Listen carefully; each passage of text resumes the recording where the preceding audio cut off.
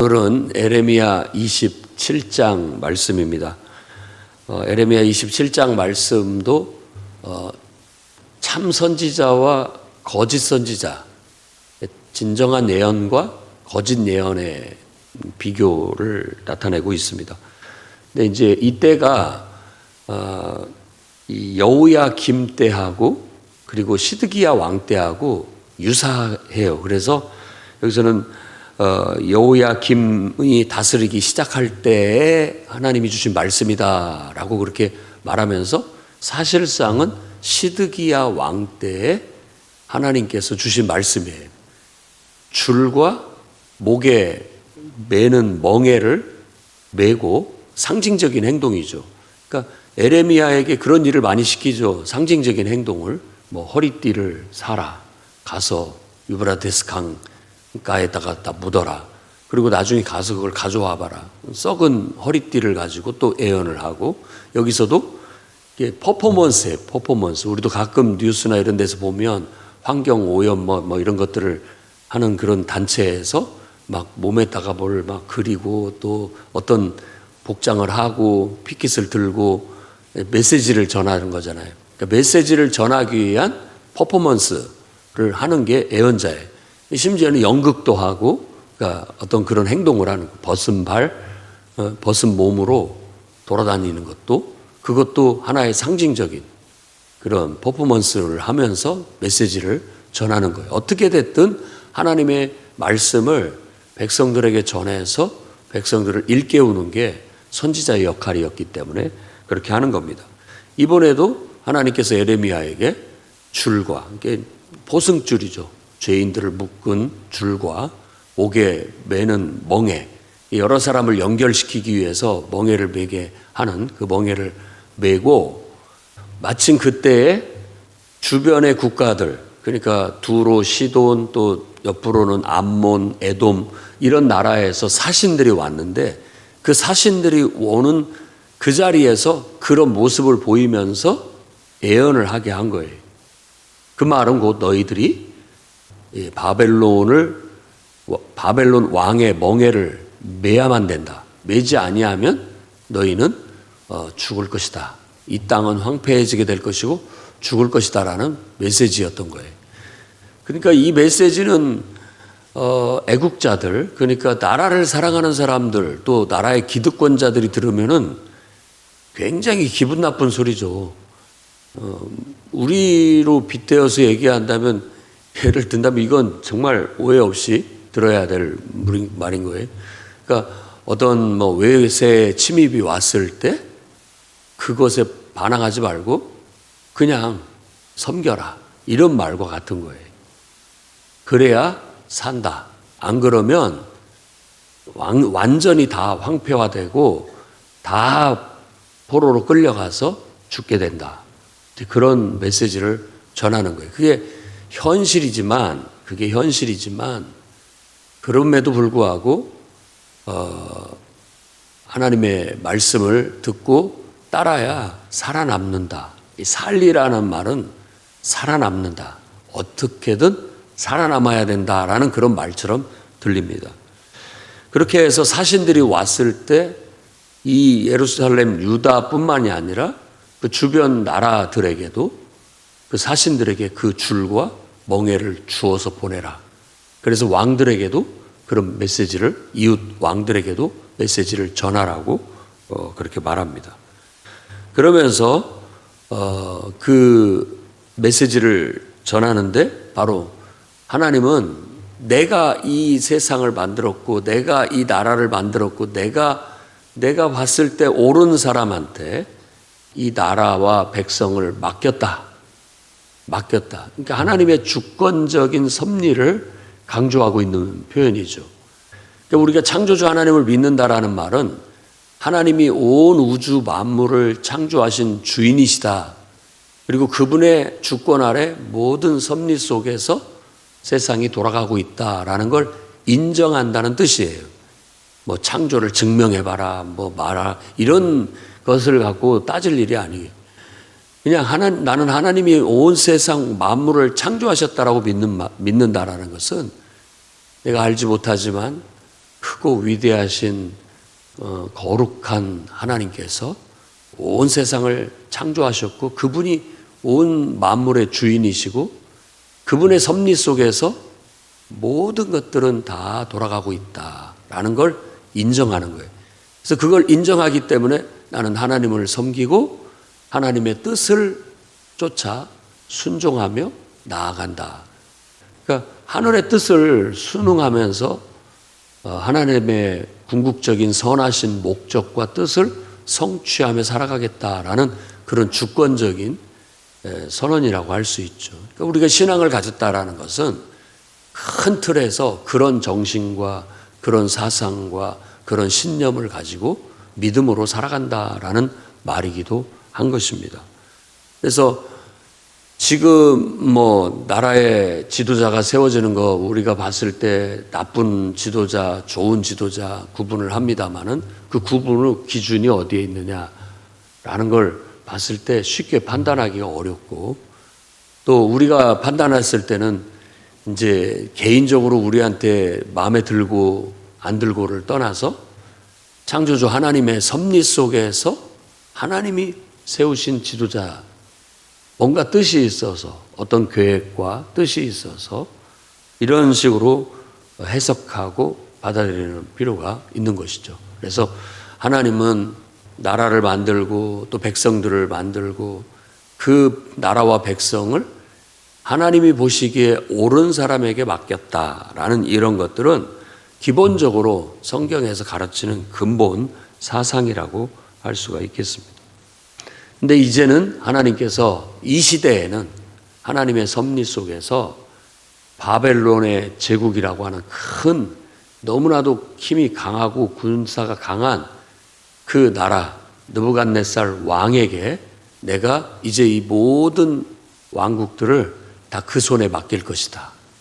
하나님이 그것도 뜻이 있는 거예요.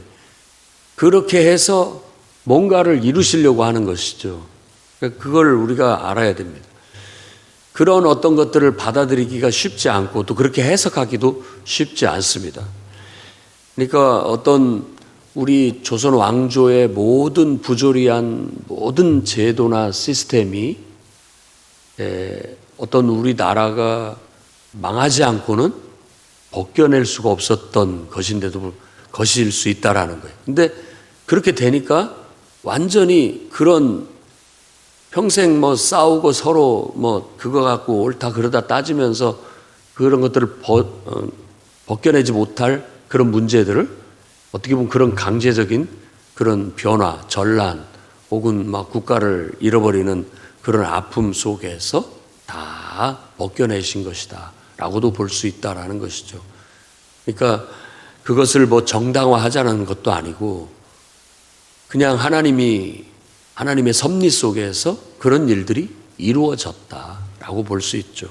지금 유다 왕국이 망하고 또 왕들이 죽고 또 이들이 포로로 끌려가게 된 것도 결국은 이스라엘, 남왕국 유다의 하나님 앞에 자신의 본분을 다하지 못한 하나님 백성들에 대한 징계요.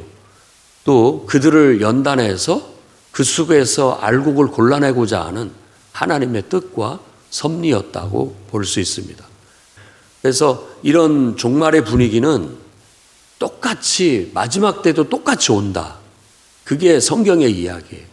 마지막 때는 이렇게 난리와 난리 소문이 많이 날 것이고 전쟁과 전쟁이 끊임없이 일어나게 될 것이고 인간이 살아가기에 고달프고 힘들고 어려운 마치 포로로 끌려가고 거기에서 어떤 속박받는 삶을 사는 것 같은 그런 고통이 찾아온다는 거예요. 그런데 그런 고통이 마지막 때 찾아오게 되는 것은 그 속에서 참된 신앙을 끌어내기 위한 것이다 라고 볼 수 있다는 거죠. 의미를. 그래서 이런 유다 왕국이 망하는 시드기야 마지막 왕 때의 그런 분위기나 종말의 분위기나 비슷한 거예요. 예루살렘이 완전히 회파되고 황폐화되고 성전이 파괴되는 것은 말세에 있을 그런 뜻이에요. 예수님 때에도 바로 이 성전과 이 예루살렘이 황폐하게 되는 것에 대한 예언의 말씀과 함께 그 그냥 예루살렘의 황폐화와 성전 파괴만이 아니라 언젠가는 온 세상에 임하게 될 심판의 날, 그 마지막 때에 대한 예언도 함께 하고 있는 것이죠. 비슷해집니다. 비슷해져요. 우리가 더 여러 가지 재앙과 재난, 그리고 전쟁과 난리, 이런 것 속에서 우리의 삶이 고달프고 힘들어질 때, 그때 지금 이스라엘 백성을 그런 속에 집어넣어서 알곡을 골라내듯이 이 마지막 때도 참된 신앙을 거기에서 끌어낸다라는 그런 의미가 있다는 거예요. 그러니까 이 마지막 시대는 어쩌면 정말로 하나님을 믿는 사람과 적당히 대충 하나님을 믿는 사람을 골라낼 수 있습니다. 그렇기 때문에 만일 선택을 해야 된다면 우리는 더 투철하고, 아무리 뭐 과학이 발달하고 기타 등등의 인간의 이성과 뭐 자유가 발달을 한다 할지라도 우리는 끝까지 하나님을 섬기겠다라고 참된 신앙을 고백하는 사람들이 거기에서 이제 어중간한 입장에 설 수 없게 만들고 더 확고하게 죽음을 각오해서라도 신앙을 선택할 수 있게 만드는 그런 분위기도 올 수 있다는 걸 우리가 기억을 해야 됩니다. 그때에는 헷갈릴 거예요. 이 시대에도 여러 설들이 난무하고 거짓 선지자들, 그러니까 에레미야의 이런 말 외에도 다른 주장들이 많았던 거예요. 홍수처럼. 홍수가 나서 이제 막 지금도 막 비가 많이 와서 강물이 불고 막 물이 무섭게 흘러내리는 것 같다 보면은 물은 많으나 그 물이 온갖 쓰레기와 더러운 것들을 다 포함하고 있어서 그냥 막 흘러나요. 그 물을 마실 수가 없어요. 홍수가 나면 물은 많은데 그 물을 마실 수가 없어요. 다 그게 가라앉아야 깨끗한 물이 됩니다. 그런 것처럼 정말 요즘 시대에는 온갖 매스컴과 뉴스와 또 많은 책들과 또 많은 다양한 전문가들의 이야기들과 뭐 이런 게 난무해요. 그 속에서, 그 혼탁한 속에서 우리는 진리를 발견해야 되고 하나님의 말씀을 발견해야 되고 그 말씀을 붙잡고 나아가야 돼요. 왜냐하면 그 말씀이 생수고 그 말씀이 우리가 먹을 수 있는 물이고 우리를 살리는 물이기 때문에 그걸 먹어야 됩니다. 안 그러면 아무리 세상에 흘러가는 물이 많아도 그 탁한 물을 마실 수 없습니다. 다 죽습니다. 그래서 지금도 계속 거짓 선지자, 그들을 말을 듣지 마라. 그들의 말을 믿지 마라. 계속 요구하고 있는 거예요. 그들은 다 괜찮다. 뭐 나라를 지켜야 된다. 또 뭐 끝까지 항전해야 된다. 별의별 소리들이 다 마음에 와닿는 소리지만 지금은 그러면 다 죽는다. 어떻게든 하나님을 믿는 백성들이 살아남아야 된다라고 지금 얘기하는 거예요. 왜냐하면 하나님의 뜻은 그런 과정을 통해서 이스라엘 민족만의 하나님이 아니라 이제 민족이라는, 국가라는 틀을 탁 깨가지고 이제는 모든 민족의 하나님으로 널리 알려지기를 바라는 게 하나님의 뜻이었던 거예요.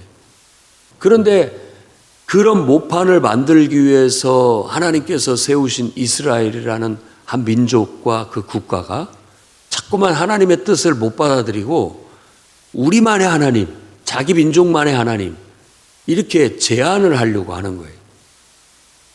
그러니까 벗어나지를 못하는, 그러니까 하나님이 심판을 내리고 환난을 줘서 그들을 깨뜨려서 흩으시는 겁니다. 신약 성경에서도 예루살렘에서 성령이 임하고 많은 믿는 사람들이 모여서 흩어질 생각을 안 해요. 그러니까 하나님께서 심판을 내려서 환난을 주시는 거예요. 핍박을 주어서 그 핍박이 주어지니까 예루살렘에 모여있던 성도들이 다 뿔뿔이 흩어지면서 가서 자기가 흩어진 그곳에 가서 복음을 전하게 되므로 복음이 땅끝까지 전해지게 된 것으로 얘기하고 있는 거예요. 그래서 오늘 말씀도 그런 맥락에서 우리가 이해를 할 필요가 있습니다. 결국 바벨론 왕의 멍에를 매어라. 느부갓네살 왕을 받아들이고 그냥 섬겨라. 그리고 죽지 말고 살아남아라. 지금 그렇게 말하고 있는 거예요. 아무리 우리가 애국을 하면서 항전을 해도 결국은 다 죽고 만다. 다 죽으면 안 됩니다. 하나님을 믿는 사람을 하나님께서 그렇게 두시지도 않겠지만 이 땅에서 사라지면 세상의 빛이 꺼지는 것이고 결국은 온 세상은 지옥으로 변하고 망하고 말 거예요. 하나님을 믿는 사람이 세상의 빛의 역할을 하고 소금의 역할을 해서 그나마도 세상이 정의롭고 그래도 안전한 세상으로 갈 수 있는 거예요. 여러분들이 하나님의 은혜와 또 보호하심과 인도하심을 따라 살아남아서 사람들 속에 곳곳에 들어가 하나님을 전하고 하나님의 말씀을 전해서 인간의 영혼을 깨워내야 돼요. 누군가는 그걸 해야 됩니다. 뭐 종교가 다 뭔 필요로야. 당장 먹고 사는데 궁하고 이런데 뭐 종교가 밥을 먹여주냐. 오히려 이게 시간 낭비 아니냐라고 말할지 모르지만 그건 못 모르고 하는 사람이에요. 정말 사람들 영혼을 깨우지 않으면 세상은 지옥으로 변하고 아비규환처럼 완전히 괴물로 사람들이 다 변해서 세상이 어떻게 될지 몰라요. 예를 들어 정의가 바로 서지 못하고 법이 바로 서지 못하면 세상 천지가 무법천지가 되는 것처럼 이 어떤 법이나 정의가 제대로 작동하려면 인간의 영혼이 깨어나야 돼요. 양심이 살아나야 되고 영혼이 살아나야 돼요. 이 모든 양심과 법의 그 어떤 지키려는 힘은 하나님을 경외하는 데서부터 오는 거예요. 신을 경외하는 데서부터. 거기서부터 나오는 거예요. 그래서 모든 지식의 근본, 모든 사람들한테 가르치고 모든 사람들이 가져야 할, 함양해야 할 정신이 있다면 하나님을 경외하는 경외심이에요. 거기서부터 법에 대한 권위도 생기는 것이고 질서에 대한 권위도 생기는 것이고 도덕이나 윤리도 거기서 나오는 거예요. 그런데 그것이 무너지게 된다면 기초가 무너지면 다 무너지는 거예요. 이 사람의 영혼이 망가지고 영혼이 깨져서 양심이 무너지면 법 그게 뭔데 내가 왜 그걸 지켜야 되는데 하고 마는 거예요. 뭐라고 할 거예요? 그러면 뭐 총칼로 와가지고 쏴 죽이고 뭐 그렇게 강제적으로 하지 않으면 안 되는 그런 세상이 되죠. 그러면은 가만히 있겠습니까? 더 또 폭력적으로 대항하게 되고 온 세상이 난리 법석이 되고 말 거예요.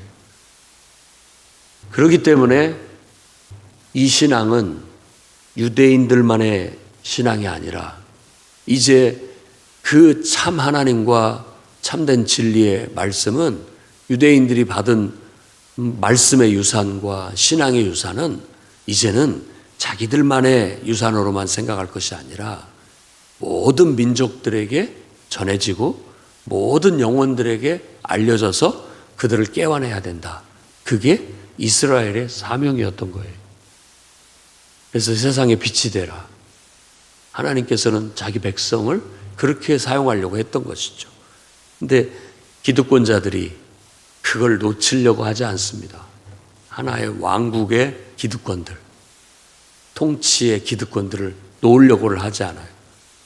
그러다 보니까 하나님께서 이런 강제적인 방법을 통해서 깨뜨려서 결국은 나라를 망하게 만들고 끝까지 여호야김이나 또 이렇게 시드기야나 바벨론 왕을 섬기다가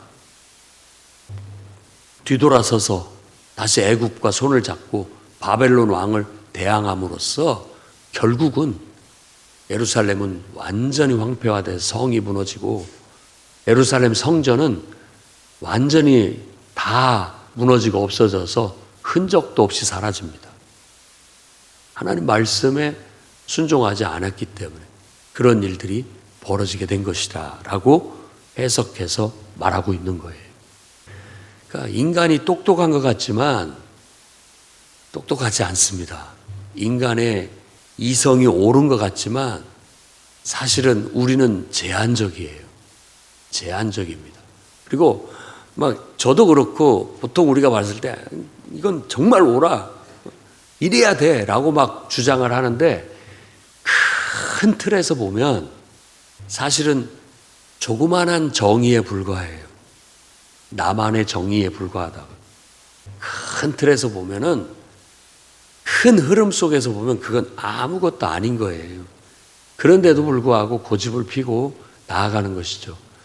그래서 더 큰 마음을 갖고 창조주 하나님의 더 큰 계획과 큰 틀을 보면 더 거시적으로 바라보게 되고 거시적으로 움직일 수 있는 그런 해안이 생기는 거예요. 그걸 지혜라고 합니다.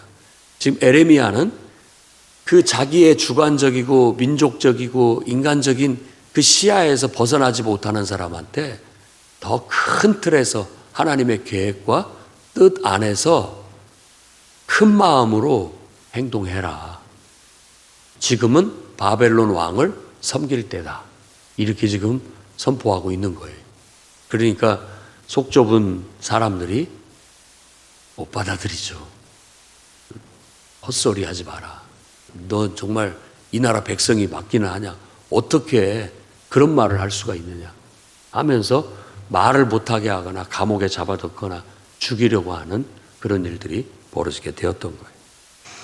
결국 끝부분에는 이 성전 기물들도 다 여호야김 때도 귀한 그런 어떤 그릇들, 금부치, 귀한 것들은 많이 빼앗겼는데 결국 시드기야 왕 때 성전은 완전히 회파되고 거기에 있는 모든 진귀한 기물들은 다 바벨론으로 옮겨지게 됩니다.